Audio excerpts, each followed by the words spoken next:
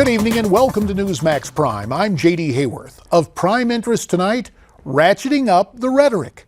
South Carolina sees an increase in political attacks prior to Saturday's Republican primary. Miranda Kahn reports on the rhetorical fireworks between the GOP frontrunner and a prominent presidential family. JD, Jeb Bush welcomed his big brother to the campaign trail yesterday, and former President George W. Bush defended his sibling while embracing the E word and decrying the tone of the South Carolina campaign. And by the way, if serving as President of the United States makes me a part of the so-called establishment, I proudly carry that label.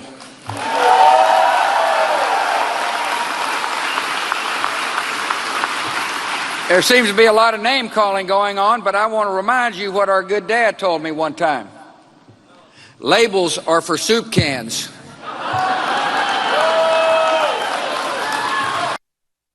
Meantime, while some South Carolina Republicans were stewing after Donald Trump's charge that Bush 43 deserves at least a share of the blame for the 9/11 attacks, the Donald turned up the heat again on that topic this morning on ABC's Good Morning America.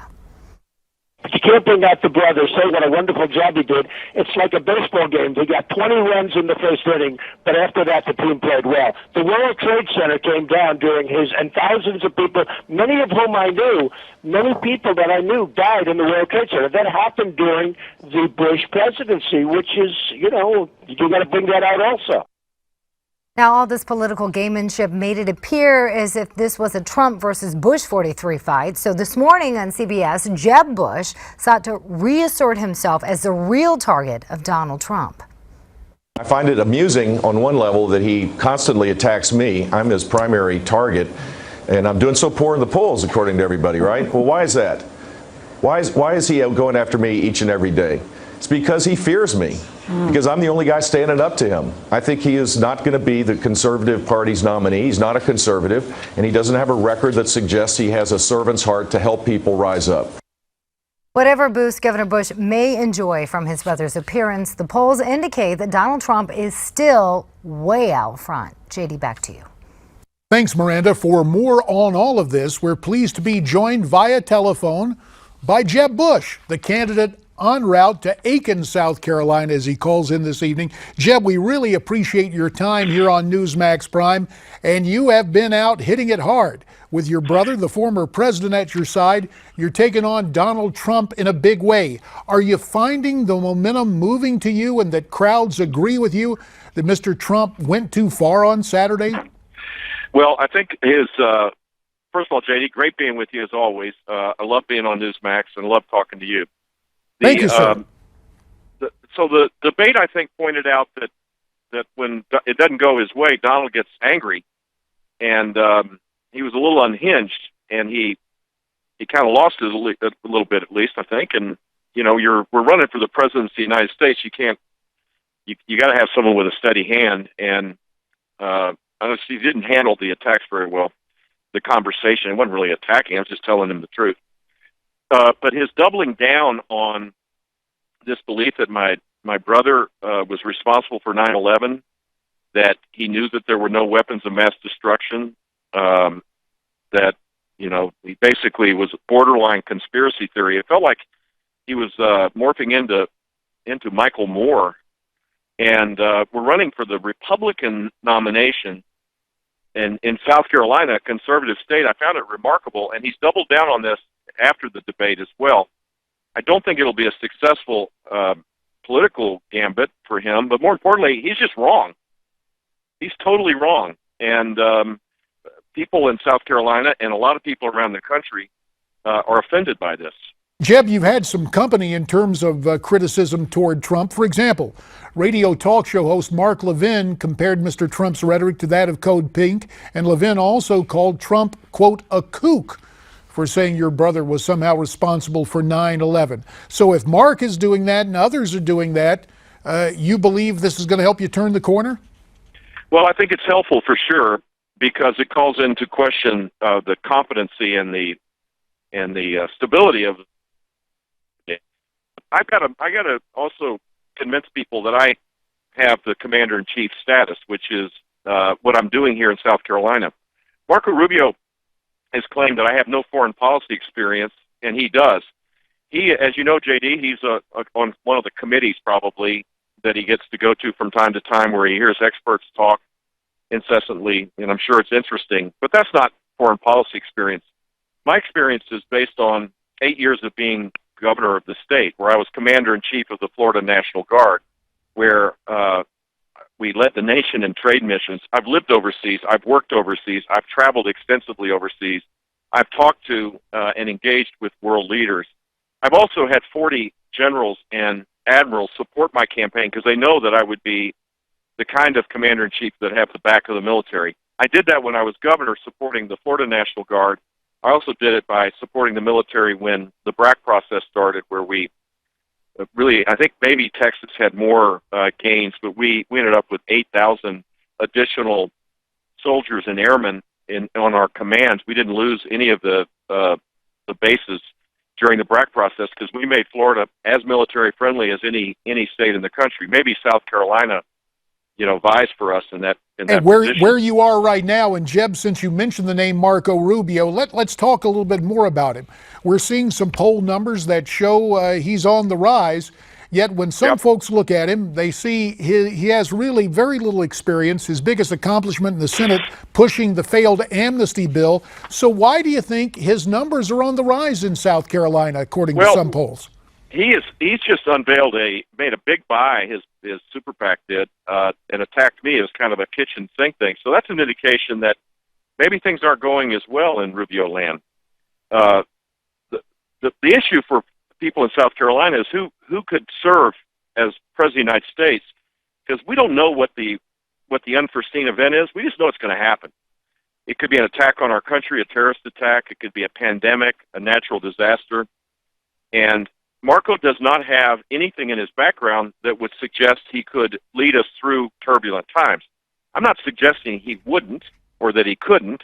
There's just nothing in his record that would suggest it. Whereas in my case, there's lots of things to look at. 8 hurricanes and 4 tropical storms, which we managed very effectively. Dealing with big challenges in the state in terms of policy, showing strength and making tough decisions. All of this stuff is what governors do. Let me ask you this. Pardon the interruption because our time is brief, but on the campaign trail, one of the founders of the Tea Party of America, Ken Crow, has turned away from Trump, saying he was repulsed by what he called the Donald's crude antics and volatile personality, and now Ken Crow is supporting you. Do you see this as a trend among folks, in particular from the Tea Party?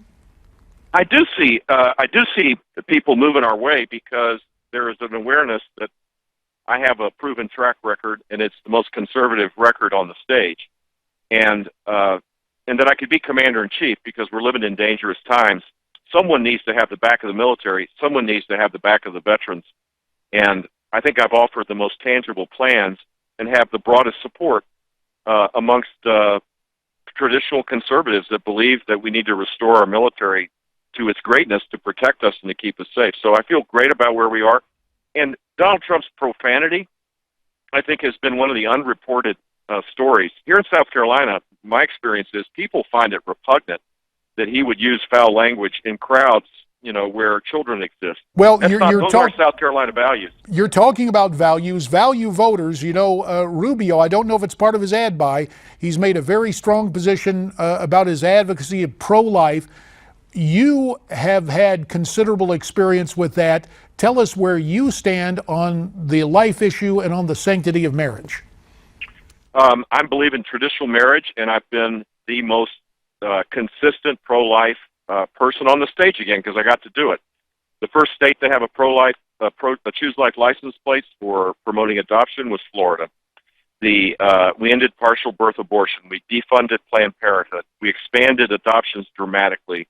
We require parental notification. We increase regulation of abortion clinics. We're the only state, I believe, that has dedicated general revenue source to go to crisis pregnancy centers to offer women a loving choice when they're confronted with the challenge of whether to terminate their pregnancy.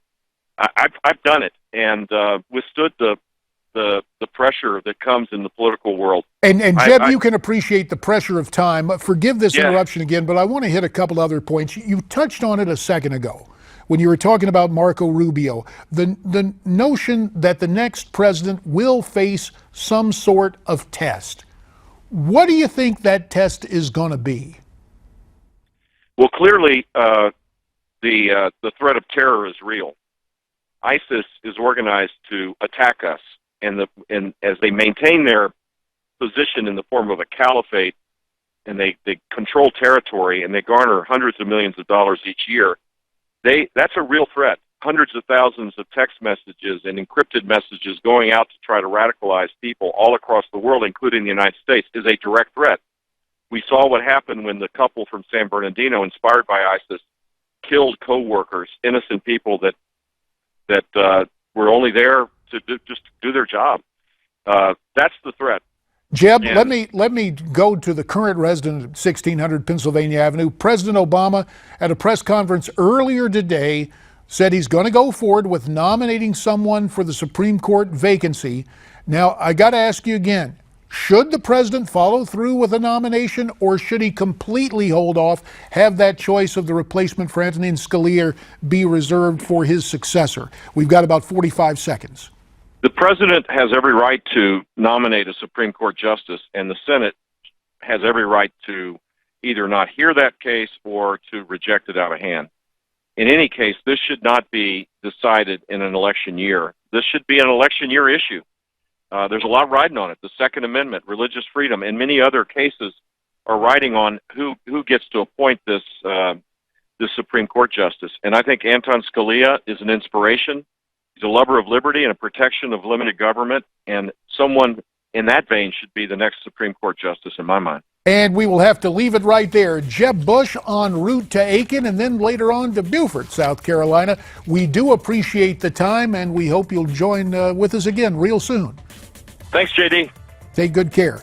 Governor Jeb Bush right there. More on the campaign after this timeout.